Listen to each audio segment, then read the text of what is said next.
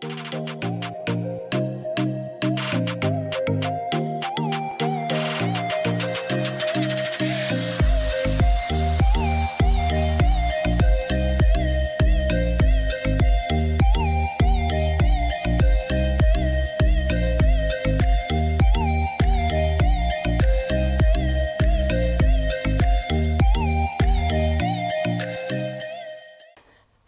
harusnya kita hari ini jadi orang tua episode 6.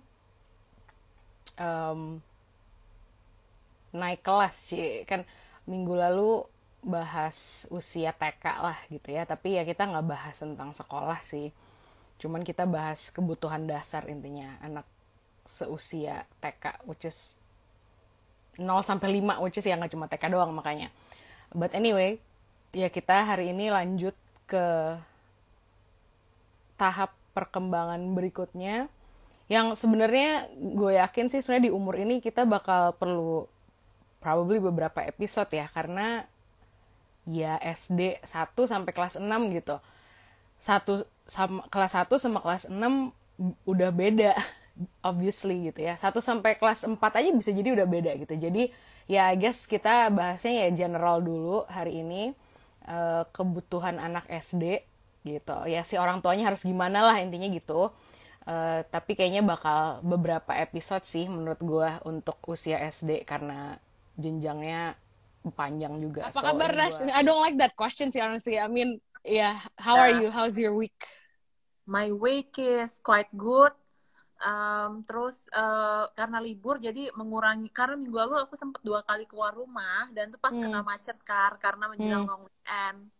Jadi capek banget dan thanks God bisa banyak di rumah, walaupun kayak Sabtu kemarin cukup padat, ada konseling, ada kasih webinar. Jadi hari ini istirahat, terus harusnya tadi ada webinar cuman mati lampu kan tadi, jadi aku nggak bisa bikin webinar, jadi kita reschedule. I see. Gue sih nggak liburan ya, gue ya kayak tiap hari ada sesuatunya deh, maksudnya ada kerjaannya, ada konseling atau ada webinar atau ada talk show, tapi ya oke aja karena masih tetap bisa istirahat here and there. So good week in general sih, nggak gimana banget gitu. Sedih for a few people who lost their loved ones ya, gue ikut sedih juga gitu, tapi me personally I'm okay gitu. Gue mau bilang ini, kita lagi ngobrol dulu bentar ya sambil nunggu teman-teman masuk juga. Gue sih tadi udah bilang kita topiknya apa, dan pretty sure nggak bakal satu episode juga karena SD 1 sampai 6 itu kayak beda, udah panjang. Beda. Iya, panjang bener gitu. Kayak 1 sampai kelas 3 SD masih bisa ya. Iya. 4, 5 sendiri, 6 SD tuh challenging banget loh menuju SMA. Itu udah semi remaja, so preteen kan makanya kita sebutnya. Betul. Wah, itu udah tricky-nya beda tuh. Now I just gonna say congrats-nya bukan apa, gue sih lu mau nikah segala macam is whatever ya, maksudnya kayak ya udah congrats, tapi congrats udah ada tanggalnya ya Nas ya akhirnya. Oh iya. Perjuangannya menyiapkan menikah during pandemic, dan karena beda gereja ya, Katolik sama Kristen tuh kayak yeah. So congrats on that, akhirnya ada tanggal. Okay,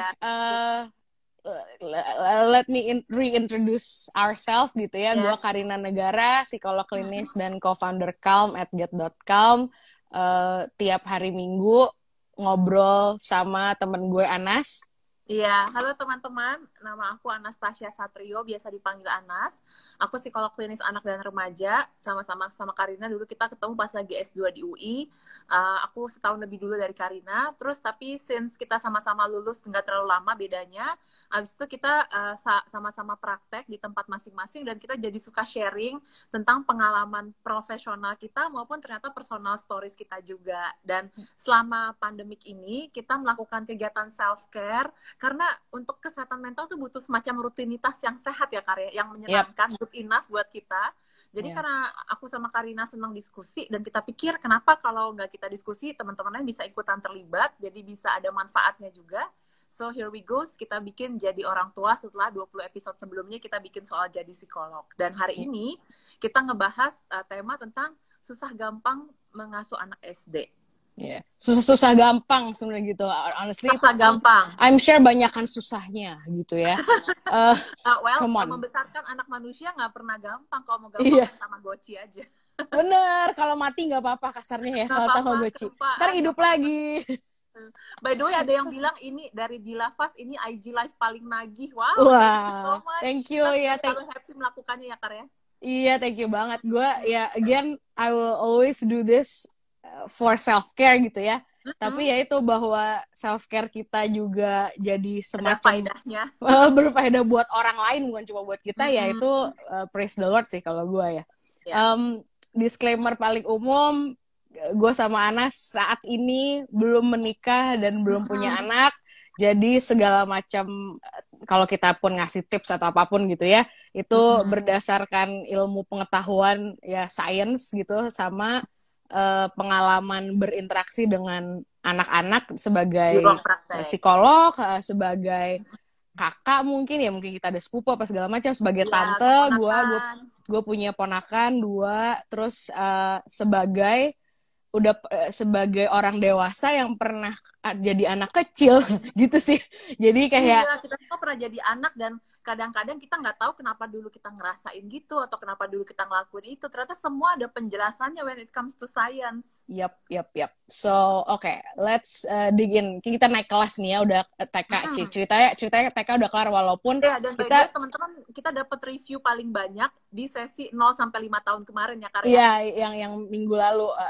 Berarti audiens kita berdua banyak yang punya anaknya umur segituan kayaknya ya, Nas ya. Atau mungkin kalaupun yang belum menikah dan belum punya anak, yang mungkin kayak guru atau psikolog atau apa, atau kayak caretaker yang megangnya anak usia umur segitu mungkin ya gitu. So thank you teman-teman. So absennya adalah ya anyone here punya anak SD gitu ya. Ada teman di sini yang ada punya anak SD. Tadi aku lihat ada Dr. Francisca Handi, ada Mbak Novi, ada Tata. Jadi umur 6-an ya, Nas ya, umur 6-an, 7, 8, 9. Ya, jadi sambil ngobrol itu, sebelum masuk ke kita kan biasanya masuk ke basicnya anak SD itu apa. Justru gue mau mulai dengan slight reflection dulu lah gitu. Kalau lu bahas SD gitu ya, lu inget yang kayak paling inget apa, Nas, gitu, kayak hidup SD. Hidup jadi anak SD. Yang menyenangkannya adalah gue itu suka banget kegiatan ekskul, Kar. Oke, apa ekskul? Ekskulnya itu dulu ikut ekskulnya paduan suara. Sama. Terus yang kedua ada kesempatan kalau usianya udah SD 4 SD ke atas tuh dulu gue ikut pramuka. Terus waktu kelas 6 SD tuh dipilih. Makanya gue ngerasa kalau dulu tuh pas SD tuh pinter secara akademis ya, kan dulu masih ada sistem ranking. Itu kita dapat privilege, karena kalau kita nilainya bagus atau masuk ranking, kita tuh lebih dipercaya sama guru. Walaupun aku nggak setuju sih kalau orang dipercaya hanya karena ranking, kan mungkin dia punya potensi lain ya. Tapi paling nggak itu menjadi tiket awal aku buat dulu ikut diminta mewakili sekolah ke acara-acara di luar sekolah, Kar. Dan itu seru-seru banget. Jadi itu yang membentuk aku dan bikin aku bahkan sampai kuliah tuh jadi punya mindset karena pengalaman SD. Kayaknya penting deh ikut lomba, bukan buat juara tapi punya exposure ke tempat lain, atau coba deh studi banding ke tempat lain. Kayak dulu tuh yang kelas 6 SD Membekas, aku tuh terpilih dari sekolah buat mewakili sekolah ikut acara namanya Garuda Family Trip. Nah, itu ketemu sama anak-anak dari sekolah-sekolah lain. Kan aku sekolah di sekolah Katolik kan di Teresia. Terus ketemu anak-anak dari sekolah Al-Azhar, yang sekolah Islam, ketemu anak-anak sekolah negeri. Dan situ jadi punya keterpaparan akan keberagaman dari usia SD. Jadi it's very fun for me. Kalau lu gimana? Keberagamannya unik ya, lu udah dapet maksudnya walaupun lu kan sekolahnya di Katolik kan ya. Gue sih keberagaman honestly yang paling jelas baru dapetnya pas kuliah S1 sih, Nasuces ya udah. Another topic gitu, tapi kayak udah pernah gue bahas juga. Tapi kalau gue SD gue itu begitu ngomong SD, gue pasti bakal ingatnya temen-temen gue main. Jadi kayak main lah intinya. Udah gitu kayak gue pas jam istirahat ya, Kar. Iya, gue nggak ingat apa sih belajar. Iya oke, belajar apa ya. Tapi kayak SD itu main ya, bahkan di sekolah ya, pulang sekolah ya, hari ya weekend main aja terus. Dan mainnya mainnya sama temen-temen gitu, bukan yang mungkin waktu kecil banget kita kayak main sendiri di apa sih di tempat bermain di rumah, which gue nggak inget juga, tapi kayak SD tuh gue main dan mainnya SD ya lomba-lomba juga ada gitu ya, jadi gue kebahagiaannya campuran kayak kebahagiaan kayak happy yang bersama orang-orang, terus happy yang sendiri juga ada ya itu. Kayak bangga gitu kan, itu juga ada. Tapi mostly honestly my friends yang gue sekolahnya dulu SD 1 di Strada, tapi di situ gue nggak terlalu temenan sih karena kayak cuma lewat doang di situ. Abis itu SD 2 sampai 4 di sekolah Dian Harapan di Lipo Karawaci. Abis itu nah itu bahagia banget sih gue di situ. Abis itu kelas 5-6-nya di Sekolah Pelita Harapan, where ya waktu gue pindah ke SPH sedihnya luar biasa, sampai nangis-nangis parah deh gitu. Tapi gue tuh, dan yang langsung gue inget ketika tadi ngomong main apa kan ya, banyak ya mainnya ya. Main petak umpet, iya di rumah gue main petak umpet. Karena rumah gue deket sekolah sih, maksudnya kayak di Lipo Karawaci lah gitu kan. Terus gue juga main ini kayak cari harta karun, padahal nggak ada harta karunnya gitu. Nggak tahu ya, ada nggak sih yang juga, jadi kayak kita bikin peta sendiri, Nas gitu. Iya ada. Gue dulu ngasal banget sumpah. Kita pernah main pas kelas 5 SD remake film Genie on the Bottle. Terus kayak drama-drama aja sendiri di rumah, nyari botol kecap. Iya, so dan speaking of drama juga, jadi gue tuh waktu kelas 2 sampai kelas 4 di Dian Harapan itu ya ada grup lah, misalnya grup yang terdekat gitu, walaupun ya temenan aja sama semua, tapi yang terdekatnya itu campuran cewek dan cowok gitu ya. Mungkin yang bisa gue juga compare kayak, iya ya itu mungkin terakhir gue kayak geng campuran gitu loh. Nah soalnya di SMA ya ada sih, tapi nggak ngegeng gue. Terus di kuliah cewek semua, maksudnya kayak geng, dalam tanda kutip geng gue ya cewek semua. Jadi geng campuran gue tuh ya di SD itu, di kelas 2 sampai 4, where we play everything ya, boneka juga bisa main, itu petak umpet, kejar-kejaran, semuanya main. And the thing is, tadi gue tuh langsung kepikiran kata-kata konkret gitu ya, nggak tahu kenapa nih kayak konkret, karena si harta karun itu kan nggak ada ya sebenarnya harta karunnya ya. Tapi kita membuat peta as if it's real gitu. As if pura-pura kan gitu. Main-main bikin peta tuh lumayan happening ya di zaman kita SD ya. Teman-teman ngalamin juga nggak sih? Iya, gue nggak tahu sih. Tapi kayak kita tuh, dan bener-bener itu loh Nas, yang kayak kalau jalan di lantai, apalagi kalau lantainya ada beda tekstur, itu lantai ada yang sok-sokan api kayak atau laut gitu, yang kayak gitu. Dan itu, dan kita setelah bikin peta ya kita ikutin kalau petanya kan, terus bikin petanya tuh gantian di geng-geng gue itu. Jadi ya kadang gue bikin, kadang Dea ada, kadang Gamal temen gue, terus ada orang Korea yang udah lama tinggal di Indonesia. Pokoknya kita gantian gitu, hari ini siapa yang bikin.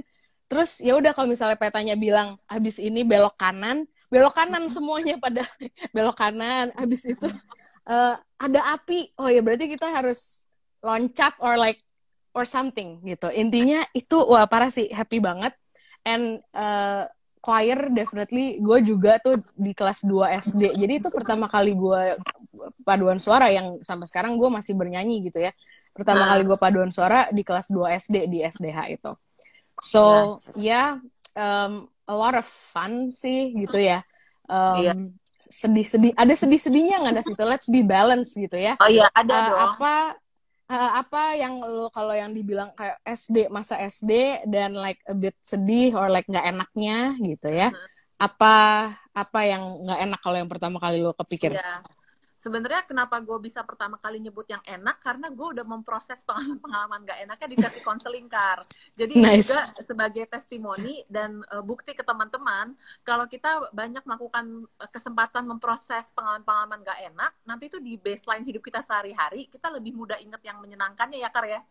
Karena kalau ditanya 2-3 tahun lalu, pasti yang core yang pertama yang sedih-sedihnya terus. Nah, tadi yang pas Karina bilang soal main, yang gue juga keinget, bener ya, ternyata pengalaman main sama temen cowok beda gender itu didapat pas SD banget nih, karena begitu SMP udah sadar identitas kan.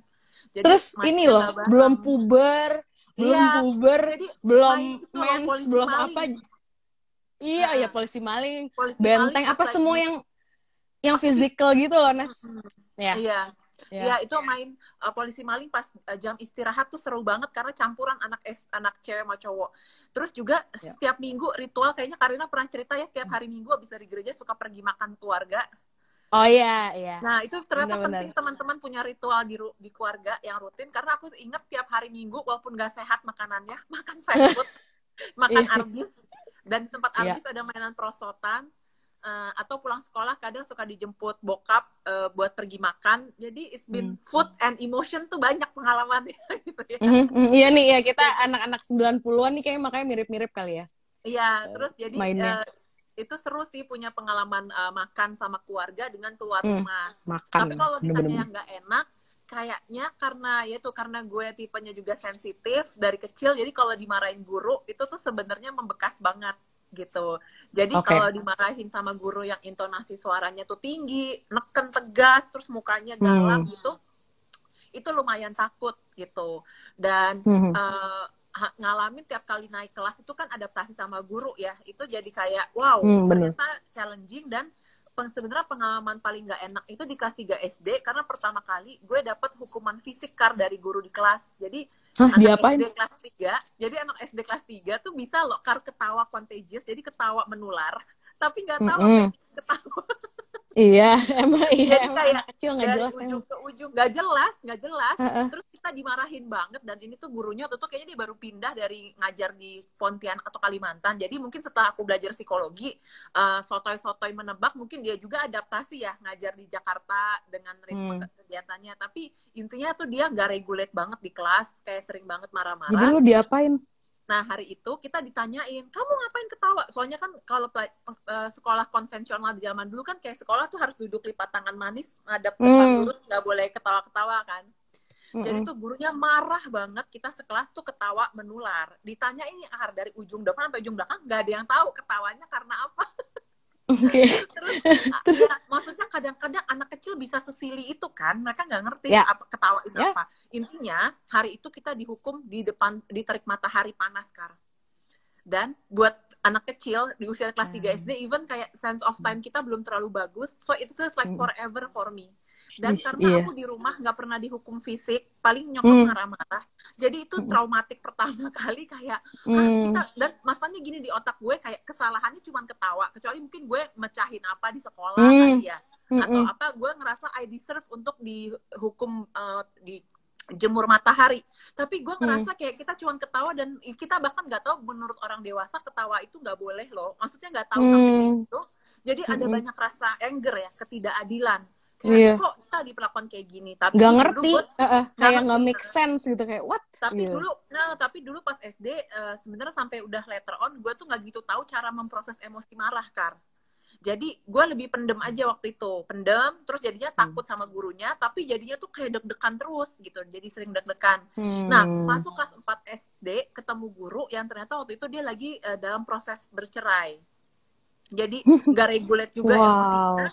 Terus di kelas bisa marah kayak mercon gitu tiba-tiba, dan gue pertama kali punya pengalaman dimarahin yang dipermalukan depan satu kelas gitu. Sampai ternyata gue inget kan, gue pas kelas 4 SD tuh pernah 1 minggu bolos sekolah, gak mau sekolah gitu. Karena gue gak suka sama gurunya, dan gue gak punya kemampuan ceritain ke orang tua gue kenapa. Emang ada sakit fisiknya, jadi anak kecil kan suka gitu ya. Kalau emosinya lagi intens, dia jadi sakit fisik, sakit perut lah, demam, apa segala macem. Sampai hari ke-7 kayak nyokap gue udah mulai ada intuisi, nih anak kayaknya bukan cuma sakit fisik nih. Terus dia ajak gue ngobrol berdua. Di situ gue baru nangis-nangis bahwa gue ngerasa dipermalukan sama si guru kelas 4 ini, dan gue nggak pernah dimarahin harus dipermalukan kayak gitu. Jadi akhirnya gue bisa cerita. Nah, seingat gue sebenarnya nyokap gue tuh nggak ceritain apa-apa sih ke guru ini, tapi bahwa pengalaman bisa menceritakan emosi itu melegakan loh gitu. Walaupun namanya anak, terutama gue ya, gue ada takutnya sama nyokap gue, jadi kayaknya harus tunggu injury time banget gitu, kayak nunggu udah kepepet baru ceritain. Tapi di sisi lain soal emosi itu pas kelas 5 SD nyokap gue pertama kali ngasih gue buku diary kan. Terus dia bilang, diary-an. Iya, SD terus mulai. Nyokap gue bilang gini, kan gue anak pertama jadi panggilnya kakak kan di rumah. Dia bilang, kakak kalau lagi punya emosi-emosi yang nggak enak atau kakak nggak berani cerita. Mungkin nyokap gue tahu ya gue anaknya penakut dulu. Kalau kakak nggak berani ceritain ke mama, kakak boleh tulis di diary ini diary punya kakak boleh tulis apapun. Nah, itu gue kayak ngerasa, oh ini pertama kali gue diajarin sama orang dewasa ada outlet menulis untuk menceritakan emosi. Namun, yang tadinya gue dibilang itu punya gue dan ada kuncinya, ternyata suka dibuka sama nyokap gue dan suka dibahas. Nah, itu ternyata kurang tepatnya di situ. Karena jadi nggak trust. Tapi bahwa dikasih outlet aja tuh udah puji syukur alhamdulillah lah. Karena mungkin nggak semua anak ngalamin itu. Kalau Karina gimana? Oh bener, diary itu juga betul ya, mulainya di situ. And kalau gue pernahnya di bridge kalau diary gue tuh sama kakak gue, wah kesel banget sih. Kalau bonyok gue enggak, tapi kakak gue iya, dan gue marah banget sama mereka sampai nangis marahnya. Terus pokoknya it's about kayak intinya main, makan, ini all the nice M words gitu, kayak main, makan, mencoba hal-hal baru, gitu ya. Suka nggak suka kan dicoba dulu pokoknya. Les ada, gue les iya. Iya, gue juga ada kelas 4 SD. Terus piano sih. Iya, kalau piano gue selalu. Kalau diary itu gue nggak inget, kayaknya gue terinspirasinya mah dari TV apa dari buku deh, apa dari mana gitu. Soalnya gue nggak inget nyokap gue nawarin, tapi gue minta beli buku ya boleh gitu untuk jadi diary gitu kan. So I wonder, tapi yang barusan gue jadi kepikiran adalah ya ini agak nyerempet ke gender lagi ya, tapi kayak ada nggak sih cowok-cowok yang dikasih diary sama orang tuanya gitu? Padahal kalau iya tuh helpful banget nggak sih, Nas? Kayak iya banget. Kalaupun kayak at least kalaupun mereka dilarang nangis atau apapun itulah, at least kayak nulis kan itu udah lumayan banget loh. Soalnya kakak-kakak gue sih, I'm pretty sure they did not write in their diary ya. Setahu gue sih mereka nggak punya diary gitu. Which betul. Padahal kalau nah berarti tips number 1, padahal kita belum bahas teori sama sekali kasarnya ya. Jadi tapi dari refleksi ini gue udah punya tips di mana sambil kan gini ya, gue memvalidasi kemampuan orang tua mungkin saat ini untuk menjadi emotion coach bagi anaknya, untuk meregulasi emosi anaknya. Ya OTW lah gitu ya, belum sejago, taruhlah we can say kita jago ya, kita psikolog anak gitu ya, belum sejago psikolog anak gitu kan, tapi kan OTW.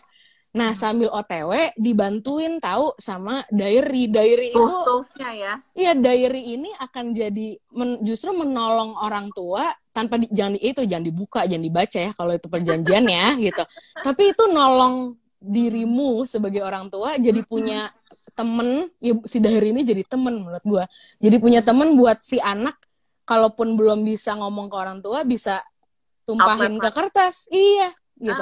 Karena kalau kita menyadari emosi adalah energy in motion, dia cuma butuh punya kontainer yang safe, yang aman secara emosi, untuk di-outletin dulu secara sehat, gitu sih. Yang artinya kebutuhan security itu kan, like I said sebenarnya ya, oke kita bilang di 5 tahun pertama super duper penting, tapi honestly, for the rest of our life, for the rest of our life juga security nomor 1 gitu. So, oke. Apa perbedaan paling signifikan gitu dulu ya kali ya, dari TK ke SD tuh apa, Nas, pada anak ya? Perbedaan paling oke lah masih mirip-mirip, apalagi mungkin TKB sama kelas 1 SD oke lah masih mirip-mirip gitu. Tapi perbedaan paling signifikannya apa ya? Either it can be emotionally, can be cognitively, it can be physically, I don't know. Kalau dari refleksi pengalaman gue jadi ngerasa kok lingkungan itu nuntutnya makin banyak ya kalau udah SD, dengan kata-kata kan udah anak SD, kan udah kelas 1 SD. Jadi for your information, dulu tuh gue masih ngedot pakai botol susu. Oh, gue ngedot sampai umur 5 tahun. Iya, sama sampai umur 5 tahun. Sekarang baru tahu nggak boleh karena sampai umur 5 tahun. Nggak boleh ya? Ya, aku sih happy-happy aja. Tapi yang bikin gigi gue banyak bolong karena ternyata suka minum susu coklat sebelum tidur kayak gitu. Terus nggak sikat gigi, nggak kumur habis itu. Kayaknya sikat giginya sebelumnya, jadi kan nggak boleh kan, harus ya. Nah anyway, pas tau kan kalau dot itu kan kalau udah yang enak kan kalau yang udah lama dipakai kan. Gue masih keinget sensasinya bahkan. Gigit-gigit. Iya, terus tapi kan ada satu masa dia kayak udah bolong banget tuh, jadi harus diganti. Nah, pas gue bilang, Ma, ini udah jelek dotnya, Anas mau pakai lagi, mau beli lagi. Nah, terus aku diajak ke toko yang mana kan dot itu di tempat bayi kan. Jadi nyokap gue kayaknya kong kali kong sama penjualnya bilang, kalau yang pakai dot itu kan anak TK ya, dan anak bayi SD nggak boleh kayak gitu. Oke. Jadi gue nggak inget momen gue jadi ditarik. Gue berpisah sama dot gue. Same, gitu. same sih. Harusnya same. Tapi gue nggak inget sih honestly momen gue dipisah kayak disapih dari dot gitu. Gue nggak inget sama sekali. Oke. Jadi perbedaan signifikannya adalah tadi bener banget banyak tuntutan. Gitu ya. So then step one, parents and teachers and sisters and om tante gitu ya. Apakah ini kalian ya, gue juga orang dewasa sekarang gitu. Apakah kalian oknum-oknum penuntut gitu ya? And ya coba mungkin kita lakukan nggak sadar ya. Iya, nggak sadar ya, maksud gue gitu. Kita belum tahu sebelum ini kayak gimana sih cara memotivasi anak selain kita paksa dari luar. Padahal kemudian ketika kita udah lebih ngerti soal kesehatan mental, lebih ngerti soal psikologi, cara berkomunikasi ke anak, ternyata ada banyak cara lain teman-teman untuk kita membuat dia bisa bersemangat dari dalam dirinya dan dia punya ada kepercayaan diri dari dalam. Kayak numbuhin tanaman sebenarnya. Terus jadinya ya itu yang impian segala orang tua, anak mandiri gitu ya. Lo ingat gak kan mulai mandi sendiri, makan sendiri, atau tidur sendiri kapan? Wah, tidur sendiri sih gue agak lama. Maksudnya tidur sendiri tuh gue bukan yang dikelonin, tapi ya itu kayak gue udah bilang last time. Jadi gue cuma butuh ada orang, jadi nggak harus tidur sebelah gue, tapi kayak ada aja di situ, ada. Dan dia orang ini bisa emak gue, bapak gue, mbak gue juga bisa ya. Lebih sering ya akhirnya mbak ya, karena ya nyokap gue juga udah mau tidur kan gitu sama gue. Jadi itu dia cuma boleh pergi kalau guanya udah tidur nyenyak gitu. Iya. Jadi sesekali kalau guanya somehow gue belum nyenyak dan gue dengar suara bergerak dan si mbak mau keluar kamar, gue kayak kayak belum, jangan pergi gitu. So itu gue agak lama sih to be honest ya. Kalau makan sendiri udah dari kelas disuapin sih occasionally, tapi udah bisa makan sendiri gitu. Paling disuapin tuh kalau gue lagi harus sambil melakukan sesuatu yang lain. Jadi kayak misalnya gue harus ngerjain PR tapi gue tadi belum makan, tapi gue udah nggak ada waktu lagi nih, intinya harus bikin PR sekarang. Ya sambil guanya yang ngerjain PR, somebody nyuapin gue dari samping gitu, iya sih gitu. Sampai kayaknya, tapi kalau tuh pindah di SPH udah kelas 5 SD udah enggak sih. Jadi maybe kelas 3 gitu maybe gue. Kayaknya ya. So it's about ini ya, apa namanya? Nih, coba tadi kan gue minta teman-teman dan yang di sini refleksi tuntutannya bentuknya apa biasanya gitu. Kayak wording and I'm very specific usually when I'm with my parent clients ya, maksudnya kayak orang klien-klien gue yang adalah orang tua gitu. I need to know the words you use. Narasinya penting banget karena itu mempengaruhi pemrograman di otak ya. Iya.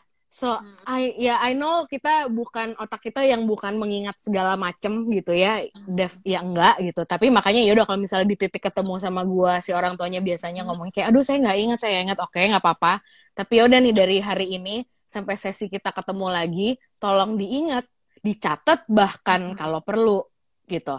Supaya karena kita memang pelupa, gue juga orangnya catatan kok gitu, gue nggak hafal segala macem kan. Jadi gue minta ya orang tua mencatat karena the words you use matter so much, much. And apa namanya kalau misalnya enggak ini biasa aja kok ya biasa gitu.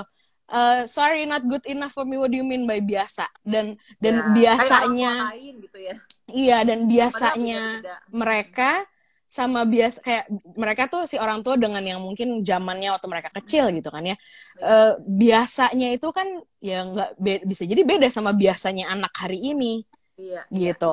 Jadi I need concrete examples untuk bisa memberikan masukan, yang ini udah bagus bisa dilanjutin gitu ya, yang ini perlu di stop total atau perlu dimodif dikit gitu, karena ya ini adalah suara kayak tuntutan ini yang dimulainya memang di usia SD, inilah yang akan menjadi fondasi atau cikal bakal suara hati kita sebagai orang dewasa.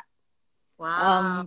Penting itu ya Kak ya? Sepenting itu, iya. Kayak sepenting itu guys. Dan kayak ini contohnya nih, ada yang Ayu Lestari bilang, ada tuntutan nilai pelajaran harus 70-100. Di bawah itu dikatain bego, ouch ya. Itu, that hurts, right? And gue pernah sih, tapi cuma sekali. Jadi gue tuh paling bego ya, I can say gue paling bego sih matematika gitu. Jadi gue pernah fail, like parah banget failnya.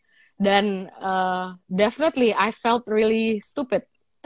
Because gue dimarahin sih sama yang lebih marah bokap gue sih itu. Kayaknya maksudnya kalau yang udah ngikutin kisah hidup kita, iya itu bahwa ya di sini kalau di gue yang banyak memberikan instruksi dan tuntutan dan segala macem ya bapak gue gitu. Makanya gue lebih energi gue banyak maskulin ya gitu kan, karena ya tuntutannya a lot from him. Nyokap gue juga banyak nuntut, dalam tanda kutip banyak nuntut, tapi tuntutannya tuh jarang di enforce gitu ya.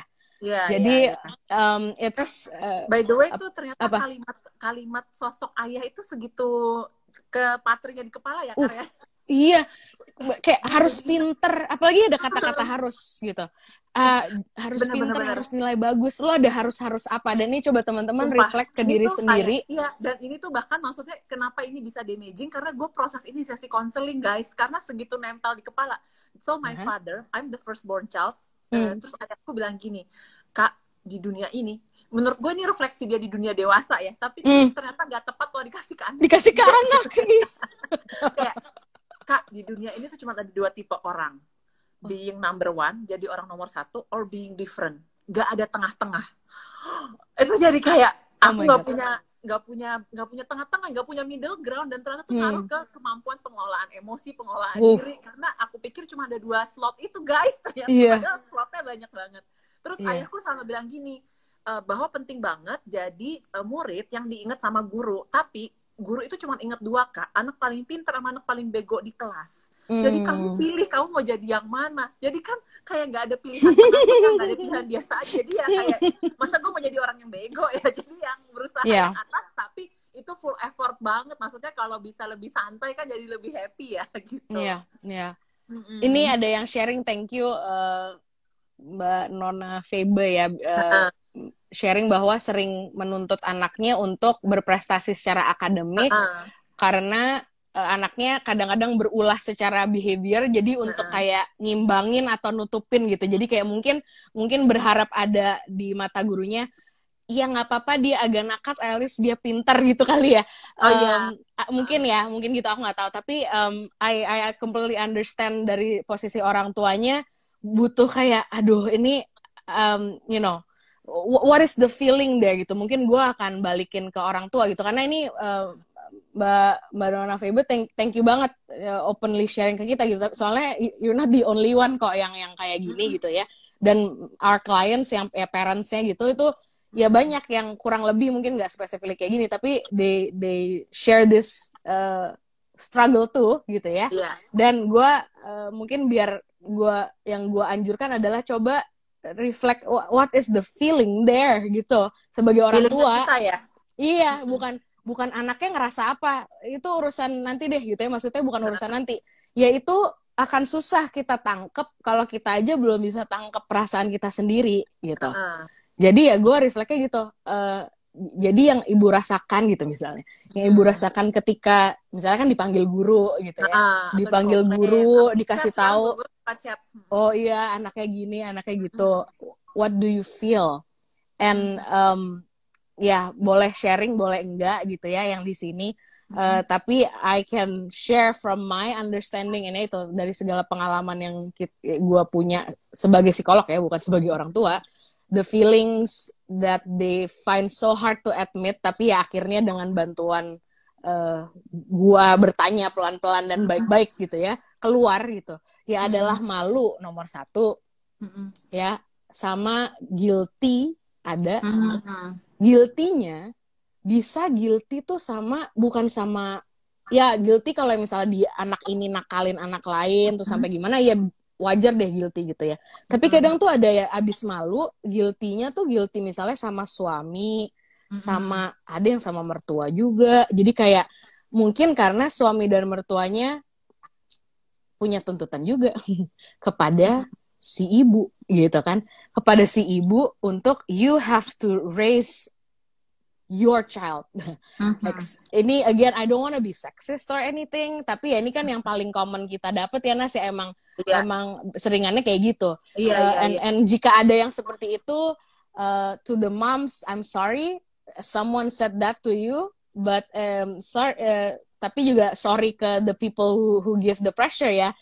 Sorry, ini bukan anak si mama ini sendiri ya, tolong gitu. Ini anak satu, ini anak berdua, satu itu. Dua, kalau justru buat yang ke mertua kali ya, yang mertua-mertua sering ngatur parentingnya suatu keluarga, dan kayak ini anaknya harus gini, anaknya nggak boleh gini. Terus begitu ada sesuatu yang kejadian di sekolah, insting pertamanya si ibu tuh bisa guilty, tapi again guilty-nya tuh sama kayak aduh nanti gue disalahin mertua gitu loh Nas, kayak there is karena gue kayak ini sih sebenarnya kita sendiri ngerasa insecure, jadi kita pengen terlihat baik di mata mertua, jadi kita menjadikan anak mungkin sebagai objek patokan keberhasilan Nas. Tapi aku juga keberhasilan. Karena aku pikir ini cuma generasi orang tua kita, ternyata ini udah mewabah, menginfeksi ke generasi sekarang yang punya anak juga. Ada apa sih tentang pencapaian akademis? Kenapa segitunya pengen banget anaknya berhasil secara akademis? Karena kalau gue, karena mungkin dulu pas sekolah gue cukup pinter, jadi menurut gue itu bukan satu-satunya hal penting gitu. Kayak lebih penting anaknya sehat mental, tahu berelasi, berkomunikasi. Kayaknya itu kayak bukan barometer berharganya manusia. Tapi kalau buat teman-teman yang masih merasa itu barometer penting, boleh ceritain nggak supaya aku sama Karina lebih nangkep kenapa sih soal akademis itu penting banget.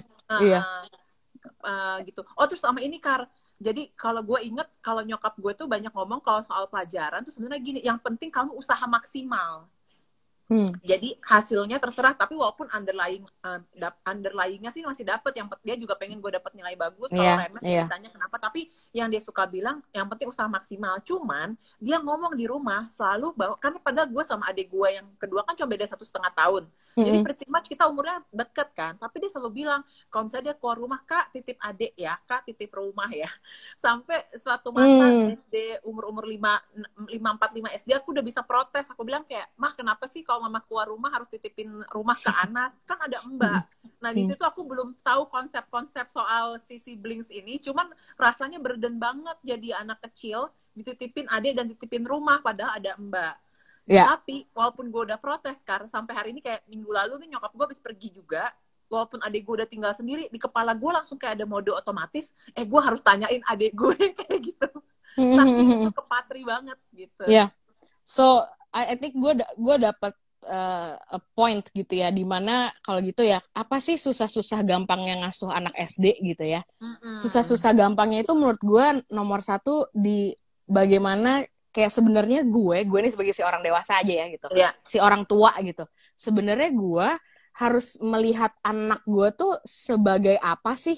Itu menurut gue itu susah-susah gampang, karena ngelihat dia sebagai anak kecil atau ngelihat dia sebagai anak gede ya, anak tapi udah gede kan gitu ya, atau sebagai apa. Dan I think di situ yang menjadi kayak emang orang tua jadinya bingung, wajar ya, ini wajar bingung ya, karena ya itu dituntut jadi orang dewasa kayak yang tadi contoh lu itu ya nggak bisa gitu kan, and yet di baby juga nggak boleh gitu.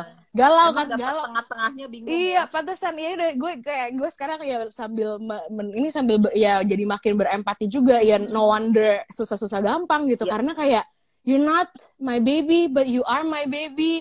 I still wanna kayak masih mau dipeluk, masih mau digandeng, masih diuyul-uyul, tapi nanti salah manjain. Terus kayak tapi kalau terlalu dilepas, terlalu mandiri, nanti dibilang gue jahat gitu loh. Jadi kayak dan apalagi mungkin galau banget emang. Dan apalagi kalau kita sendiri bekerja kan secara energi nggak dipungkiri udah capek ya. Kan untuk bener-bener ngerti anak kita tuh, untuk observe anak tuh pakai energi loh. Makanya kita sebagai psikolog dibayar ya karena buat observasi anak itu capek banget. Jadi kalau kita sehari-hari udah banyak tuntutan, terus juga kita harus ngurusin relasi sama pasangan, mesti bagus juga di kantor atau di kerjaan tuh, ngurusin anak tuh bener-bener aduh luar biasa sih energinya. Maka self care buat parents itu, pesan sponsornya, self care buat parents penting banget. Iya, berarti susah-susah gampang nomor 2 tuh pembagian waktu sih, Nas. Pembagian Buat waktu gua. dan energi Iya, sih. iya. Demi cukup energi buat melakukan segala kewajiban sebagai orang tua dan sebagai nanti ya sebagai pegawai, ya sebagai suami, sebagai istri, sebagai anak kan kita bisa jadi masih ada juga orang tua di atas gitu kan. Atau sebagai tadi di mata tetangga, di mata saudara, wah ribet banget dah. Ribet banget emang. Ya. Jadi setelah gini dicari dulu balance-nya anakmu itu siapa buat kamu gitu kali ya. Anakmu tuh siapa buat kamu? Ini ya? Apa kenapa? Anak ini, anak ini buat kamu? Iya gitu. Which itu kan kita sebenarnya PB kasih refleksi bagus banget loh, Kar. Oke, sharing Mas. Jadi sejujurnya aku sedih. Ketika tadi Karina nanya apa sih perasaan kita pas kita nuntut anak, jadi kita sendiri tuh sejujurnya sedih karena anakku dituntut oleh orang lain harus jadi anak yang baik-baik. Padahal kadang anakku juga diisengin sama mereka. Jadi aku menuntut anakku untuk menunjukkan kepada mereka bahwa anakku juga mempunyai sisi baik, yaitu anakku mampu berprestasi. So it's very powerful. Ya, yeah. Thank you banget. And yeah, that is the struggle ya, dimana I mean not usually. I know parents love their kids no matter what gitu ya. And yet other people might not love their kids no matter what gitu kan. Other people love their kids conditionally gitu. And ya itu kita nggak bisa ubah dong. Ya udah itu dunia ya dunia memang akan mencintai kita dengan berbagai tuntutan gitu. Sedangkan ya ini ya again jadi susah-susah gampang ya, dimana kita bantu memang menginfokan gitu ya ke anak bahwa ya ini dunia is harsh gitu ya. But I am not, gitu. Itu susah loh. Soalnya banyak yang abis itu mengambil role-nya justru kayak sini, let me show you the real world, wah, gitu. And then jadilah dia sosok yang nggak safe and nggak harsh, nggak harsh and nggak safe itu, yang lagi mau replikasi dunia gitu kan. Maksudnya baik gitu kan, maksudnya ingin mempersiapkan si anak untuk supaya bisa mandiri, menghadapi dunia apa segala macam. Maksudnya baik. Again, I never ever question niatnya orang tua. Gue nggak pernah, karena nggak ada yang jelek mostly. Betul. Gitu ya. Tapi cuman ya ini eksekusinya eksekusinya tuh kalau misalnya replikasinya kayak gitu ya anaknya akan berpikirnya nggak ada yang aman di dunia ini, di rumah nggak aman, di rumah nggak oke, gue nggak bisa gini, di luar juga gitu. Padahal sedangkan rasa aman secara emosi itu fondasi banget, yang mungkin kita perlu contohin kata-katanya kali ya, karena boleh orang tua kebayang. Kalau ini mungkin ini Nas coba ya, mungkin boleh sharing nggak, ada yang kayak misalnya mau marahin anaknya tentang sesuatu, atau mau ngajarin, atau mau, kita bisa pakai kata-kata mendidik, bukan kita sih, orang tua bisa pakai itu, mendidik sesuatu ya. Paling kesulitan di topik apa gitu kali ya, kayak mendidik si anak-anak SD ini gitu, so we can help.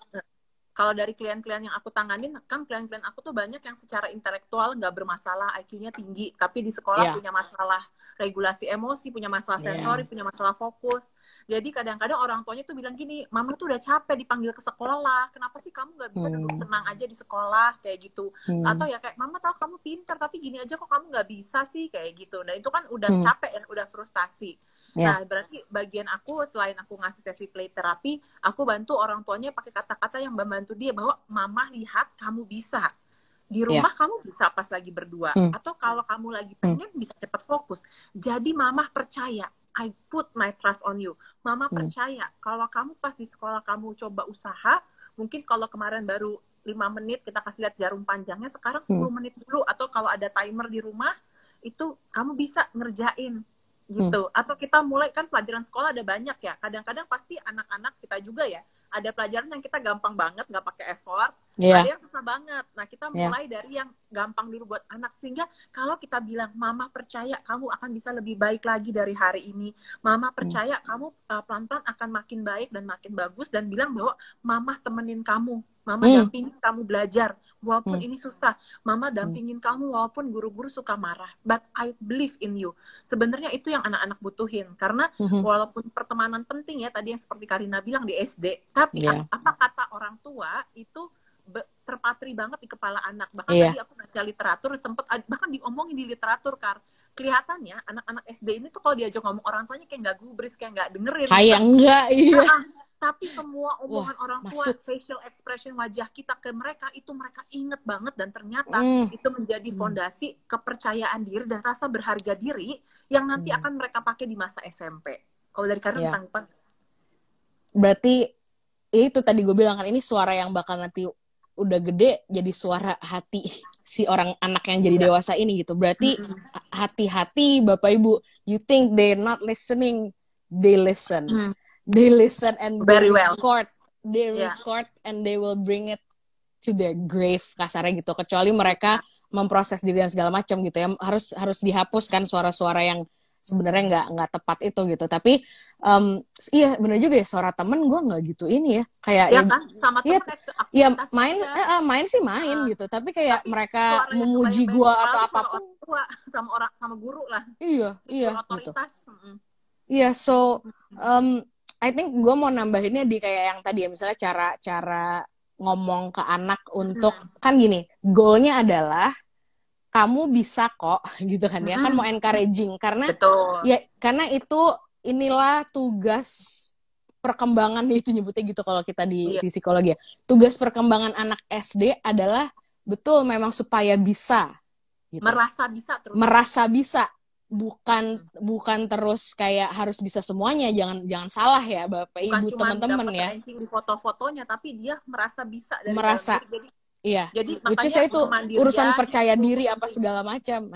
Kemandirian nanti kan kayak bahkan sesimpel bisa ikat sepatu sendiri gitu ya, nggak usah ngomongin beresin baju sendiri atau beresin buku sendiri ya. Itu memang harus bertahap melepas pendampingannya, bukan pendampingannya, bertahap melepas pendampingannya gitu. Jadi dari yang benar-benar dicontohin atau kayak prom sih Nas, ini gue maksudnya prom bantuan. Jadi kayak gradasi bantuan. Gradasi ya. Jadi kayak definitely mereka harus lihat contoh visual kan, karena anak-anak ini visual mungkin that's the other thing. Makanya tadi waktu kita refleksi tentang masa SD kita, it's visual in my head gitu. Because anak SD itu konkret tadi kan, the word that popped in my head tuh konkret gitu. Karena memang mereka lihat, mereka dengar, mereka rasain, itu yang menjadi kepercayaan diri mereka.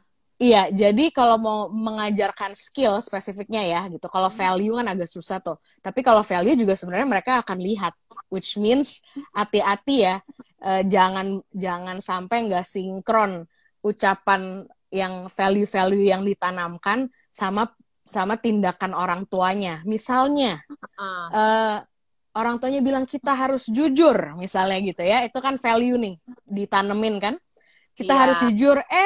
Beberapa kali, bahkan nggak cuma sekali, beberapa kali di depan mata anaknya orang tuanya tidak jujur, yang curang. Jadi bukan bohong gimana, tapi curang. Bingung loh anaknya bakal belajar yang mana, yang dia lihat. Bapak Ibu, I tell you ya, yang lebih mungkin dia akan tiru yang dia lihat, bukan yang dia dengar. Karena buat dia bullshit jadinya gitu, kayak apaan gue diajarin jujur, tapi si Bapak Ibu gue kagak jujur. Ya udah nggak lah, ikutin yang they do as they see kan gitu. So itu be careful. Dan makanya tadi ya urusan prom tadi, nomor 1 visual contoh dulu gitu. Jadi misalnya Anas anak nih ya, kan kita lagi hadap-hadapan, gue orang tuanya. Gue kalau mau ngajarin Anas, si anak gue ini misalnya apa ya, ini dia ada jepit gitu kan ya, jepit rambut gitu, nih dijepit rambutnya gitu kan. Some parents dengan maksud ya harus bisa, biar bisa sendiri mandiri gitu kan misalnya ya, ini jepitnya langsung dikasih ke anaknya tanpa dicontohin cara pakai jepit ini gitu. Nih kamu jepit gitu kan ya. Terus anaknya kayak ya, kalau anak yang kecerdasan tinggi dia akan coba-coba kan gitu, kayak gitu. Tapi yang walaupun kecerdasan tinggi juga dia akan coba-coba dulu. Terus sering orang tua yang ini tadi, makanya nomor 1 coba di make sure dulu anak lu tuh, buat lu tuh apa, siapa, umurnya berapa ya gitu. Karena banyak yang udah kayak gitu langsung mindsetnya kayak, ini harusnya dia sepinter gua. Itu kan nggak make sense ya gitu. Kayak harusnya begitu dia pegang, harus cepet kayak kita. Iya, jadi kayak begitu pegang ini dan nggak langsung jepit gitu ya, orang tuanya kayak ayo dong, ini kan gue coba, teman-teman saya sedang menggunakan contoh ya, jadi please change this behavior of ngejepit with everything else, matematika, naik sepeda, ikat sepatu, terserah lah gitu ya, gue cuma pakai contoh doang. So iya, si orang tuanya expect anak ini begitu pegang jepit harus langsung bisa dong seperti aku gitu ya. Padahal kan ya dia figure it out dulu gitu, kayak ini apaan, gimana caranya. Nah, supaya dia nggak linglung gimana, ya sebelum dikasih jepitnya, nih coba gitu ya, dicontohin dulu dong. Nih, lihat gitu. Nih, gini ya jepit rambut gitu. Udah, lihat gitu. Jadi dilihat dulu. Jadi si orang tuanya dulu yang memang harus melakukan actionnya gitu. Nih jepit rambut. Coba sekarang kamu cobain jepit rambut kamu gitu. And then itu will be so much faster and easier for them untuk kayak, oh gitu caranya, oke cobain deh gitu. Ya paling salah-salah dulu dikit gitu. Tapi udah kebayang karena udah lihat gitu. Baru lama-lama itu kan pertama gitu. Kalau dia ternyata masih belum bisa, berarti promnya perlu dipegang tangan. Jadi physical prom bukan lagi kita sebenarnya gradually sebenarnya dari physical dulu sih, kayak kita ngajarin anak makan kan kita pegangin dulu tangannya gitu ya. Tapi mungkin ini gue ngomongnya untuk yang kayak maybe I guess SD kayak 2-an gitu kali ya, yang dimana udah bisa tektok ngomong dan nggak harus selalu physical prom, nggak harus selalu. Tapi bisa kita cobain dengan tadi visual doang. Jadi kayak nih kamu lihat nih mama cara jepit rambut gini gitu. Terus kayak nih sekarang kamu coba gitu. Nah kalau misalnya udah dicontohin kayak gitu ternyata dia masih kayak I don't know. Oke, baru ya udah balik lagi, berarti harus gini loh nih pencet. Karena bahkan mereka kadang mesti dipegangin, ini pressure-nya yang dibutuhkan tuh seberapa buat mencet. Makanya kalau misalnya ada anak-anak yang ngedorong orang lain gitu ya bisa jadi dia bercanda. Ya, bisa jadi nulis apa segala macam itu emang perlu dipegangin. Dan gimana ya, kalau yang ngedorong anak lain yang memang bukan berantem ya, jadi kayak mungkin nggak sengaja apa segala macam gitu ya. Itu kan dia belum tahu, dia lagi belum tahu itu sekencang apa sih di orang lain gitu. So they need the guidance. Jadi tolong jangan dilepas langsung gitu. Itu nggak helpful justru karena mindsetnya soalnya orang kayak ya biar dia mandiri sana coba sendiri gitu. Atau kan ini sih, menurut gue orang tua cukup paham kalau anak butuh dibimbing, cuman kalimat dibimbing sama dimarahin itu beda ya. Wah betul. Iya, so iya jangan bukan dimarahin ya, tapi dibimbing, diarahin.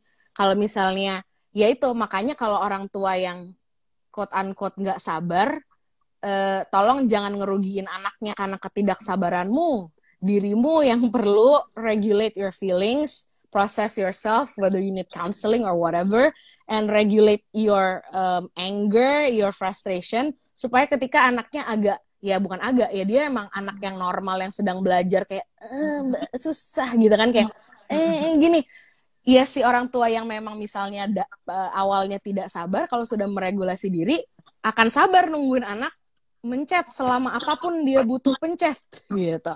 So jangan diburu-buru anaknya gitu. Dan juga jangan terlalu cepat, ini udah kebahas sedikit sih minggu lalu, jangan terlalu cepat langsung ketika dia kalau misalnya hal yang baru gitu ya, baru total, iya kita harus bantu total dulu, as in kita tunjukin full, kita pegangin full gitu kan ya. Tapi kalau ini hal yang basicnya dia udah bisa nih gitu, misalnya dia udah punya basic behaviors or abilities-nya, kita bisa langsung minta dulu, kamu cobain dulu gitu, bukan langsung ini sini mama kerjain gitu. Dan itulah yang maksud gue susah-susah gampang dan suka ironis, di mana maunya anaknya mandiri tapi kok dikerjain semua. Kayak mama papanya nggak sabar. Kayaknya banyak sih orang tua bilang, aduh nggak sabar, Bu, nggak sabar. Gimana, Kar? Ada tips nggak, Kar, buat orang tua lebih sabar? Iya, nah itu tadi, terlepas dari anaknya, proses your emotions, gitu. Kayak, jangan melatihnya ke anak dulu, gitu. Jadi kayak harus sambil proses, baru dicobakan kalau sudah tahu tips-tipsnya, gitu ya. Basically sih validasi emosi, gue nggak tahu tips apa lagi ya, Nas. Maksudnya kayak, ya itu di-admit feelings-nya, lalu dicari tahu kenapa dirimu tidak sabar, terutama karena biasanya kita ada nggak sabar di hal-hal tertentu. Ada, dan ini makanya balik ke go ahead and reflect on your childhood gitu. Kenapa paling bete kalau tentang makanan? Kenapa paling bete kalau tentang akademis? Kenapa paling bete kalau ada yang tentang gereja? Nyokap gue dulu lumayan tuh, kayak maksudnya beribadah gitu ya. Nyokap gue lumayan militan gitu, urusan kayaknya kita harus gereja, bangun segala macam gitu. Itu juga ya, I mean I kind of figured out sih why, karena dulu orang tua nyokap gue juga kayak gitu. Kayak harus cepet gitu. So figure out your frustration points gitu kali ya. Karena ada sih maybe yang general frustration or general anger gitu. Tapi biasanya ada poin-poin spesifik sih, Nas. Nggak tahu kalau di lo ya. Kayak not like I can get frustrated, but not by everything. I get frustrated by some things gitu. And I know why gitu ya. Gue cari tahu kenapa gue dalam hal ini frustrasi. Which means parents cari tahu kenapanya dirimu di topik yang itu frustrated gitu. Ya, dan makanya mungkin salah satu berkahnya adalah belajar psikologi dan juga pergi konseling ke psikolog. Itu gue tahu, Kar. Jadi kita kan karena juga suka bikin sesi di Calm ya tentang parenting inner child atau healing inner child. Ini karena ya jadi betul. Daftar ya, ini minggu depan loh. Jadi minggu depan hari Sabtu yang basic dulu, connect with your inner child. Abis itu Rabu apa Selasa depannya tanggal 10 deh, Selasa kalau nggak salah, itu yang asuh anak tanpa drama, which is parenting webinar. Jadi tapi nggak bisa langsung yang asuh anak kalau belum ikut yang connect. I don't care gitu, kayak I don't care. Karena banyak orang tuh cuma maunya yang asuh anak tanpa drama, Nas. Gue kasih tahu aja gitu. Wah, tidak bisa. Dua orang bikin quotes gini, Kar. Dua orang bikin quotes kayak gini. Ternyata punya anak itu mau nggak mau kita jadi diobok-obok atau keobok-obok. Halo, ya. Halo, iya. Jadi diobok-obok atau keobok-obok masa kecil kita ternyata kalau punya anak. So, nggak mungkin kita bisa punya pengasuhan yang sehat kalau kita nggak memproses ke dalam diri. Karena bahkan gue di posisi sekarang gue belum nikah dan belum punya anak, Kar, gue tahu betul karena gue punya nyokap yang nggak sabar kalau gue lagi rengek-rengek, yang daging-daging kayak gitu. Gue yang hari ini pun nggak sabar sama orang yang rengek-rengek kayak gitu. Dan gue kebayang, gue udah mulai sadar diri. Padahal anak kecil tuh kan bakal frekuensi dia rengek-rengek banyak.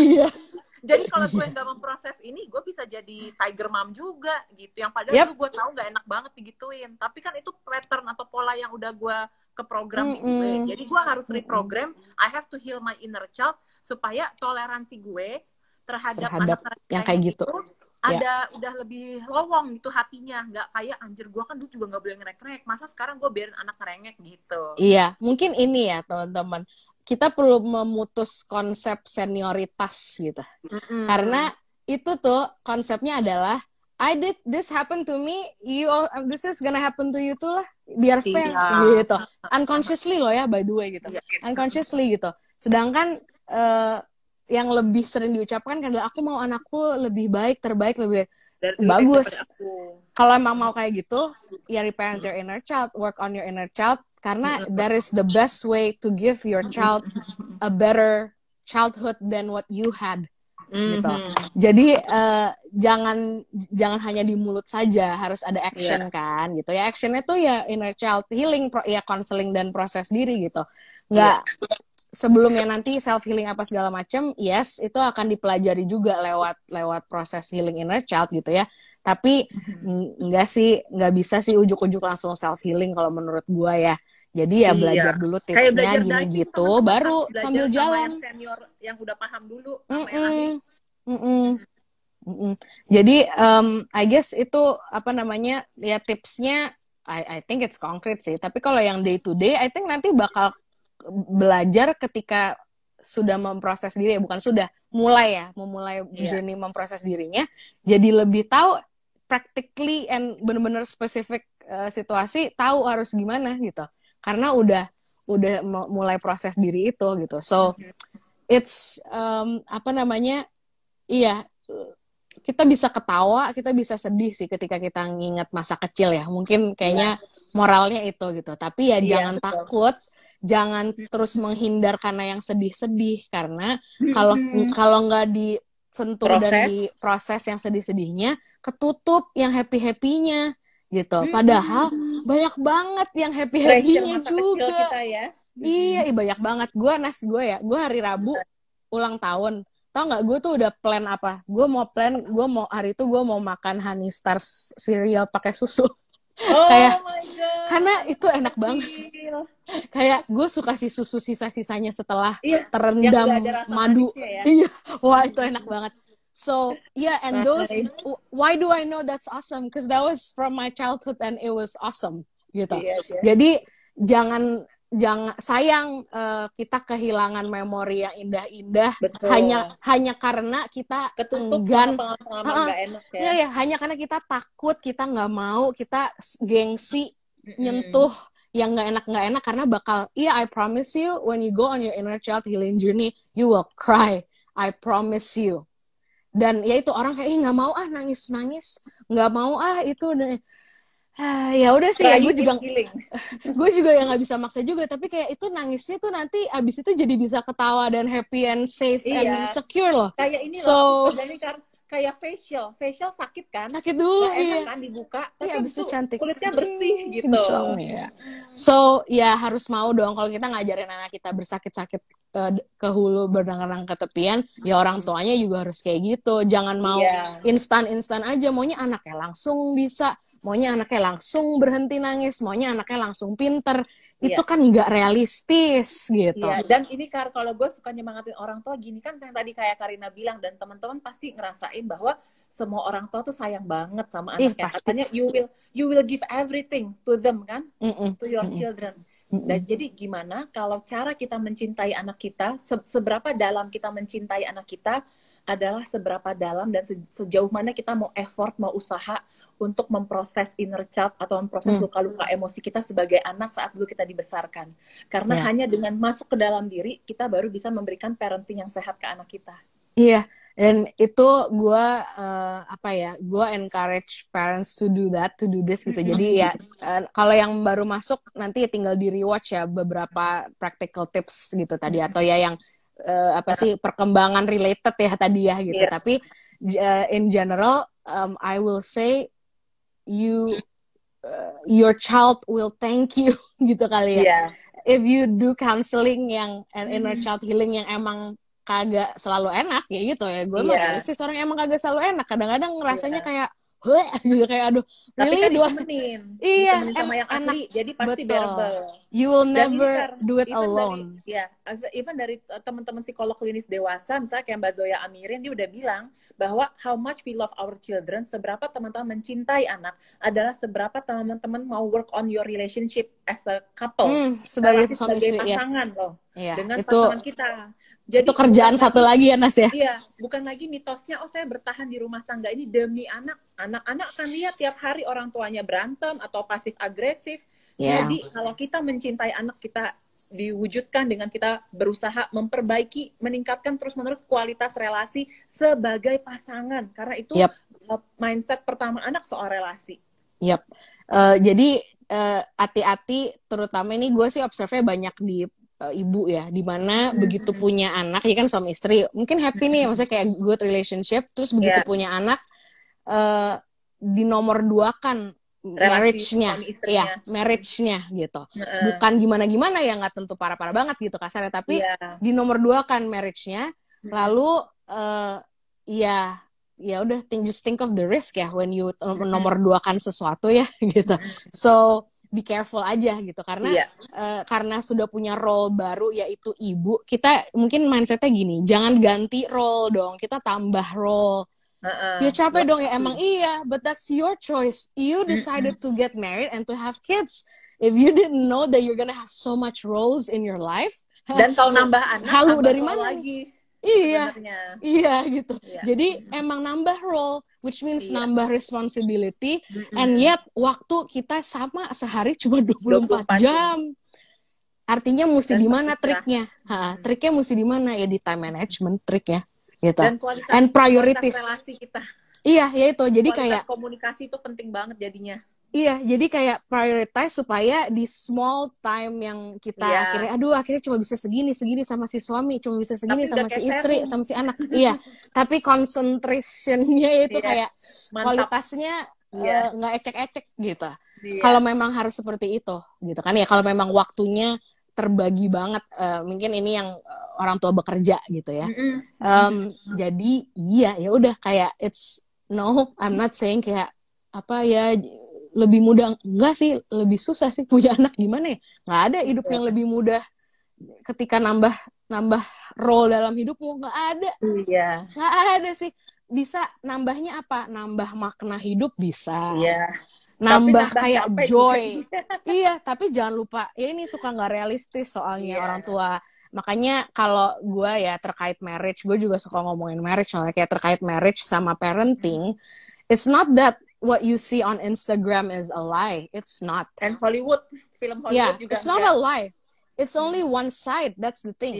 Gitu. Bukan bohong, nggak ada yang bohong. Itu apalagi film-film itu kan mencontoh realita. Gitu. Jadi realita kok yang happy-happynya, apa segala romcom segala. Betul, tapi itu kan satu sisi doang gitu. What happens after the end? Or what happens after happily ever after? Nggak ada yang bikin filmnya. Betul. Makanya gue suka banget film-film zaman sekarang yang udah lebih realistis, Nas.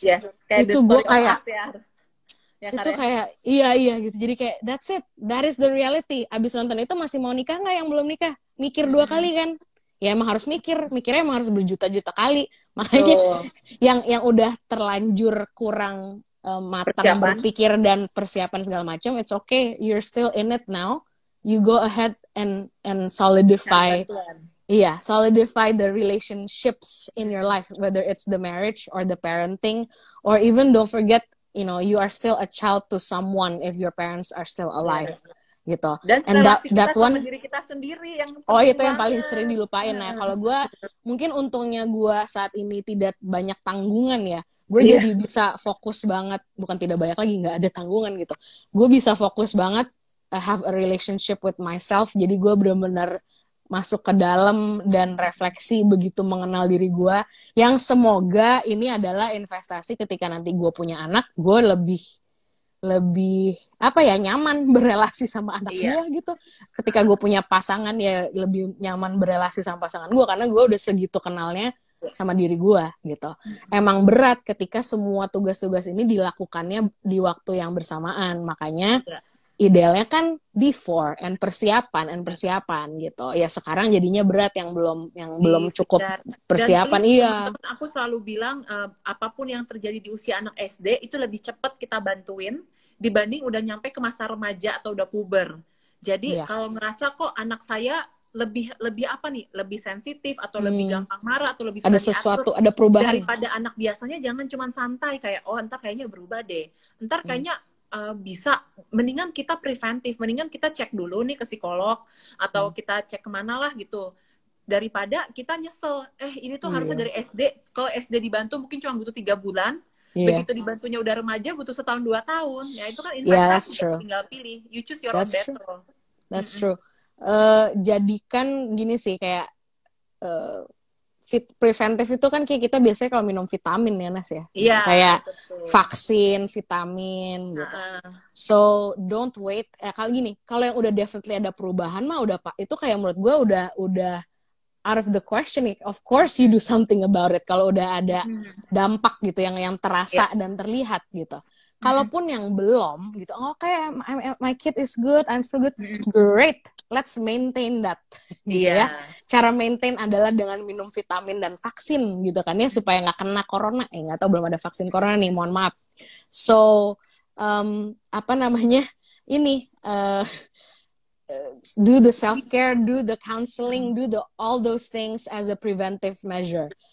Ini nyari psikolog Jakarta Utara, Anas Jakarta Utara. Tapi kayak sekarang sih menurut gue online, kalau memang mau nyaman coba online, it can be from anywhere ya menurut gue.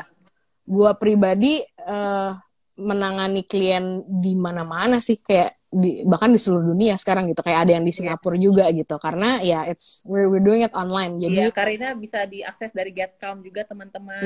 Itu kalau di aplikasi Calm. So I don't know, tadi tuh kita mulai jam berapa sih, Nas? Kok nggak habis-habis kayaknya?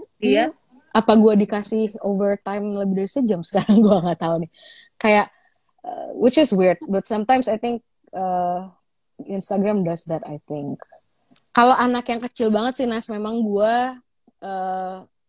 masih bingung honestly ya gitu, karena observasinya minim sekali memang kalau lewat online, tapi tetap bisa sih gitu, kayak bukan berarti nggak bisa sama sekali, tapi memang ada hambatan lah mengobservasi gitu ya. Cuman there's always a way kok, kita akan bisa semaksimal mungkin. So just I don't know, I just want people to be safe sih, kalau memang masih bisa virtual dulu gitu kalau gue ya, karena ya we're putting a lot of people at risk ketika kita bertemu gitu.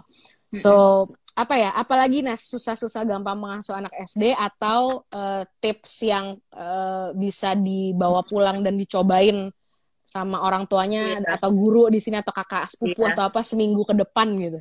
Iya, sebenarnya gara-gara ngobrol ini gue jadi ingat bahwa pengalaman gue mengalami pelecehan seksual pertama kali itu kelas 4 SD, karena pakai celana pendek terus jalan terus ditoel pantatnya. Jadi itu mungkin nanti kita mesti ngobrolin soal pubertas, tapi mudah-mudahan take away orang tua hari ini seperti yang tadi Karina bilang, aku pikir bagus banget ya. Jadi kita merefleksikan ke diri, saya itu kepengen punya anak yang kayak apa sih? Karena mindset kita akan nentuin gimana kita ngomong sama anak kita, gimana kita memperlakukan mereka. Dan kalau bisa jawabannya tuh makin deskriptif, jangan cuma anaknya baik, pintar, rajin menabung gitu. Tapi yang lebih semua orang juga mau soal itu. Makin yang kayaknya ini gue banget, gue pengen punya anak yang kayak gini, dan spesifik ya gitu Karya. Iya, dan apa ya, value ini kan berarti kan menanamkan values ya Nas ya. Value ini tuh nanti kalaupun ke psikolognya nggak bakal dan nggak boleh nanemin value loh, by the way gitu. Gue mungkin kayak pesan sponsor di mana, cause I've had to do this several times, di mana orang tuanya nitip Nas gitu. Oh iya, kayak tolong ya nitip, bilangin tolong, ya. Nitip ajarin, nitip bilangin apa. It's not my place to teach them gitu. It's your values, your kid. You tell me if that's what you want. I will tell you the consequences of your beliefs. I will tell you that gitu ya. Tapi yang ngajarin nggak bisa psikolognya gitu. Makanya tadi gue nulis di IG story, sebenarnya ya paling susah jadi punya anak sendiri gitu ya. Bukan kayak misalnya kita nih belum punya anak, atau kayak gue tante, atau kita psikolog anak gitu ya. Iya, susah-susah gampang. Definitely, of course gitu. Tapi susahan yang punya anak memang, karena ujung-ujungnya si psikolog gitu ya, nih taruhlah kita sebagai psikolog, atau ya psikolog aja deh, jangan tante, akan terus nanti point out yang mana yang saya bisa bantu, yang mana yang ini bukan saya nggak bisa bantu karena saya nggak mampu, tapi ini tidak boleh, sebenarnya kayak nggak boleh gue yang ngasih tahu gitu loh, kayak banyak soalnya hal-hal atau values yang nggak boleh orang lain yang ngasih tahu, harus orang tuanya. Dan tapi yang bisa dibantu adalah bisa membantu menggali itu ke dalam nah diri. Itu, dan kalau orang tuanya kesulitan, aduh saya bingung nih mau ngasih tahu ini gimana, we're there for you too gitu ya. Itu bisa latihan parent coaching. Sering banget orang tua bilang kan, ya karena kita dibesarin di rumah yang berbeda, itu kita beda cara pandang sama pasangan kita, terutama anak. Itu bisa banget diobrolin, didiskusin. Kita kan kayak tim bola, harusnya nyari kesepakatan. Goalnya apa nih gitu. Yang satu cocok jadi striker, yang satu cocok jadi kiper. Bener-bener itu kayak another susah-susah gampang ngasuh anak SD, dan menyamakan kayak menyamakan persepsi, perspektif, value bla bla bla dengan pasangan, dengan partner parenting. Jadi kalau misalnya di sini ada yang aku single mom atau single dad ada atau apapun, ya kan? Jadi masalah. ini menyamakan posisi dan pemahaman dengan, gue nyebutnya partner parenting aja deh gitu. Karena itu juga termasuk suster dan mbak di rumah loh. Benar. So the more people are involved in your kid's life, the more psychoeducation you need to share, to give gitu. Jadi makanya gue selalu ngasih tips kayak misalnya nih nanti ya, connect with your inner child sama asuh anak tanpa drama. Serumah aja, ajak nonton. Kayak lu bareng satu. Gue kasih untung nih, selama di rumah kan bareng ya gitu. Kalau yang rumahnya beda ya nggak bisa satu akses gitu. Tapi selama yang satu rumah nontonnya bareng aja, terus dapat belajar deh semuanya gitu. Jadi and then you guys can discuss it together gitu. Kayak tadi kalau misalnya ada yang nggak setuju juga kan bisa jadi nggak setuju tuh tadi waktu si Karinanya bilang ini, ya discuss it with your parenting partner. I think I think ya Nas, I think gue dikasih bonus lebih dari sejam hari ini, I don't know, Yeah. random kali ya atau I don't know what, but we can, I mean there's like I said, there's still a lot to talk about untuk urusan anak SD ya. Nanti kita akan Tapi ada topik-topik yang berikutnya. ya topik-topik lain yang lebih spesifik kayak misalnya tadi yang udah di list nih ya, sex education, terus gue juga mau apa tadi, oh ya urusan rohani, jadi kayak terlepas dari apapun agamanya, bocorannya adalah spiritual security itu bakal jadi modal yang luar biasa buat orang dewasa, si anak yang nanti akan dewasa gitu ya. Dan ya itu gue sih pengalaman hidup gue juga gitu. Dan itu kalau ngajarinnya salah ya, I wanna say that. Ya udahlah, kalau ngajarinnya salah atau kurang tepat waktu dia kecil, dia bisa kehilangan resource itu loh, sayang gitu. Padahal spirituality itu, again, I'm not talking about religion, itu bisa jadi sumber emotional support yang luar biasa buat manusia. Yang karena apa? Karena manusia diciptakan oleh someone gitu ya. Dan itu attachment sama si someone yang bigger and higher being itu bisa jadi pendamping juga parenting. Karena parents, you know, you can't be there for your child all the time, right? That is a human impossibility to always be there for your child every second, every minute of every day for the rest of their life. Itu impossible. Tapi untungnya ada sang pencipta gitu yang bisa buat si anak ini kalau dia belajarnya tepat ya ini dia, makanya gue pengen banget kayak ini kayak orang tua perlu juga deh kayak guru sekolah minggu, orang tua gitu-gitu perlu di guru ngaji gitu, perlu dikasih tips-tips ngajarin yang tepat supaya nanti mereka ada malah benci perkembangan otak anak yang perlu kita tahu. Iya, karena nanti malah kalau salah dia malah benci sama Tuhan dan itu salahmu, bukan salah dia. Terus malah orang tuanya malah, ya ini gue udah terlalu maju gitu. But anyway, I really want an episode on that. Puberty nih tadi ya, ya teenager. Berarti kayak teenager harus dipisah, Nasi, yang udah teenager banget sama yang lagi preteen. Wah, menuju teenager. Aku mah nyebelin, gue tuh paling nyebelin waktu gue preteen sih menurut gue ya. As a human being juga emang gue nyebelinnya luar biasa sih sama emak gue terutama. Makanya itu orang tua harus cinta 1000% unconditional sama anak. Nanti ada situasi very ugly enak, tapi harus tetap cinta dong. So you can dislike them every now and then, but the love cannot fade ever. Kayak ada ini, nanti gue mau coba share. Gue suka banget ada salah satu video YouTube favorit gue tuh ada anak kecil ngomongin tentang cookies bule gitu ya. And dia bilang, ini tentang cookies, I want my cookies kalau nggak salah, tapi mamanya nggak kasih gitu kalau nggak salah gitu. Terus dia bilang, kan dia marah, kesel dong sama mamanya, but I want my cookies gitu, but no nggak bisa tadi kan gitu. Terus dia bilang, ini anak kecil bisa ngomong kayak gini, buat gue hebat banget. Dia bilang kayak, I love you, dia bilang gitu ke mamanya. I love you, but I don't like you all the time. Kayak gitu. Gila, gue kayak wow, so thoughtful ya. Iya, that's what all parents need to learn. Actually, ini anak kecil yang ngomong loh. Ini anak umur 3-4 tahun yang ngomong bule gitu. Ini sebenarnya actually what parents need to believe and be able to say and what not. Iya, di embody and embedded. Karena you won't like your kid all the time because they're annoying gitu. But you have to love them all the time. And if it's so hard to love them, learn gitu. Dan terutama sebenarnya menurut gue pribadi dimulai dari kita berlatih mencintai diri kita sendiri. Kalau kita cinta sama dirinya kuat, relasinya kuat, kita mudah memberikan itu ke orang lain. Tapi kalau dalam dirinya kering, apa yang kita bagiin ke orang lain? Bener banget. Makanya all those mainly 5 emotional needs ya, kan sebenarnya emotional needs banyak, tapi yang standar dan seumur hidup itu 5 menurut gue itu perlu kita terus terisi dan diisi ya. Betul. Gitu, supaya kita bisa ngasih gitu. Sama kayak and trust me, I'm talking to myself gitu. Makanya self care gue luar biasa karena gue harus memberikan itu ke klien-klien gue. Dan in a concentrated in a concentrated time, sejam 1,5 jam kan, berarti kan harus ekstra. So which means I have to self care extra karena I have to spend so And to much love emotional ourselves. energy. Iya. Iya, and I have to love myself extra so I can love my client too. Gitu. Iya, betul. Yang come on, again let's be honest, they're not always great gitu kan. Ya kadang-kadang we all have bad days. I'm not always great either gitu.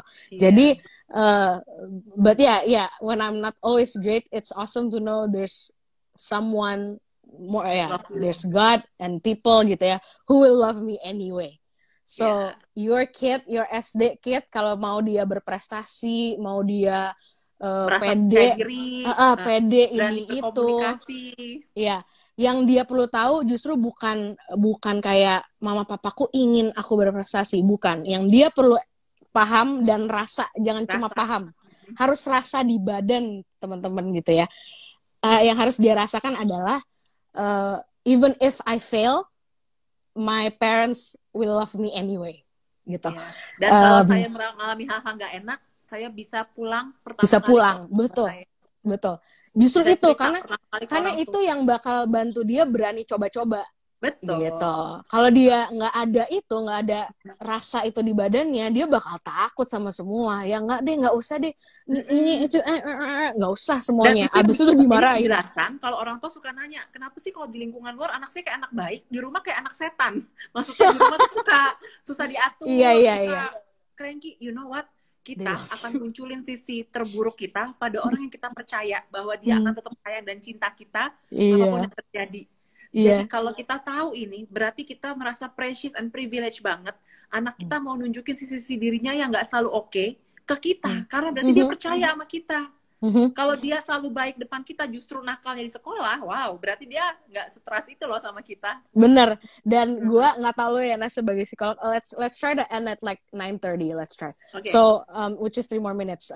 Gue sebagai psikolog, I measure my sukses dalam memberikan safe space gitu ya ke klien gue, terutama yang klien anak nih gitu ya, dan terutama klien anak yang bukan masalah neurologi kayak neurodevelopmental ya, karena kan itu beda tuh, emang misalnya dari sesi 1 juga udah muncul gitu. Jadi ini gue maksudnya yang kita sebutnya normal bermasalah kan biasanya gitu ya.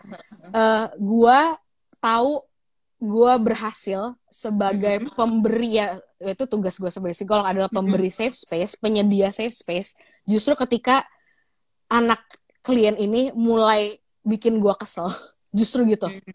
Karena a lot of them sesi 1 sama gue mantap very gitu nice. Kan. Wah, mama papanya sampai kayak nggak gini mbak di rumah, ya udah I know gitu. So give kan me some first impression dulu. Give me some time. Bukan orang dewasa and... loh yang mau mencoba first impression bagus, anak-anak juga. Iya, jadi gue tuh biasanya sesi 3 itu mulai tuh, which means ya udah I successfully gain their trust and make them feel safe enough to show their real self di sesi 1 dan 2. Jadi masuk sesi 3 rese gitu kan kasarnya.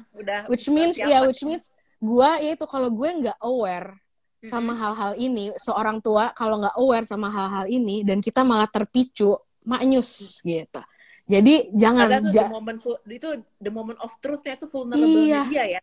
Kalau dia nunjukin sisi nggak oke, kita gimana gitu ya. Iya. Jadi gue kayak udah apa ya itu, gue langsung kayak aduh gue mulai kesel nih gitu, karena kayak dia mulai nggak dengerin gue gitu, misalnya mulai diajak ini itu kayak tiduran gitu. Itu kan as an adult who we know how to act like adults, right? We don't tiduran gitu. So as an adult it is annoying to see a child who like itu, makanya jangan dilihat sebagai adult ya. Don't forget he or she is still a child who now trust you, so thank them for trusting you. And ya itu masuknya ke apresiasi. Jadi kalau anaknya nangis ke dirimu, anaknya marah, ngomong lagi, bagus kalau bisa ngomong tuh, marah-marah, mama gini-gini, papa tuh gini-gini. Kadang-kadang anak thank them for telling you. Anak-anak SD kecil bisa pakai kata I hate you. Sebenarnya dia tuh nggak benar-benar benci orang tua. Sebenarnya dia tuh segitu frustasinya. Cuman dia nggak punya kata-kata lain. Jadi kita jangan baper, guys. Jangan baper. Karena kemampuan kosakata anak-anak juga terbatas. Cuman dia kayak kesel banget gitu. Jadi dia nggak punya kata-kata lain. Ya, oke. So to end, thank you banget teman-teman udah kurang lebih 1,5 jam terakhir nemenin gue sama Anas ngobrol. Pesan sponsornya gue sih daftar Inner Child karena bulan ini yang parenting tuh yang si asuh anak tanpa drama, so this is the perfect time. Bulan depan bukan parenting lagi tapi connect with your inner child-nya sih ya diulang lagi gitu ya. So this is the last time this year you can hear me do a parenting webinar through Calm. I don't do it all the time gitu. Dua, gue lagi ada giveaway, also check it out. I don't wanna say a lot about that ya, cek aja di highlight gue ada giveaway. Kalau yang laki-laki juga nggak apa-apa, itu bisa dimenangkan untuk istrinya mungkin gitu ya, atau pacarnya gitu. Emang barangnya cewek banget sih karena barang-barang gue gitu, tapi cara giveaway-nya gimana, cara giveaway-nya, oh ya udah deh gue kasih tau ya cara giveaway-nya. Nge-repost apapun, baik itu IG story boleh, konten gue boleh, any konten, bahkan ini misalnya ini kita lagi ngobrol kan nih, oh nih dari jadi orang tua atau dari yang jadi psikolog gitu misalnya, any content yang gue involve gitu, bahkan di account orang lain, misalnya gue pernah IG live Anas yang jadi jadi host gitu kan ya, itu juga termasuk gue nyebutnya itu konten yang ada guanya. Misalnya Karina pernah sama Coach Lex, sama Coach Muhammad Haji Santoso Putra gitu ya. Jadi pokoknya ada Karinanya. Reshare atau repost dan share juga ya take away-mu dari konten itu gitu. Karena gue honestly gue pengen tahu juga, karena take away-nya bisa jadi bahkan gue nggak ngeh bahwa itu ada suatu take away gitu. Jadi ada ya itu bonus kalau menang, dapat masuk ke connect with your inner child. Mantap. Itu yang selalu sold out. Jadi yes, ada dapat juga, makanya for the details lihat di highlight aja yang judulnya giveaway. Lo ada any next events Nas yang mau di-share ke teman-teman? Nggak ada.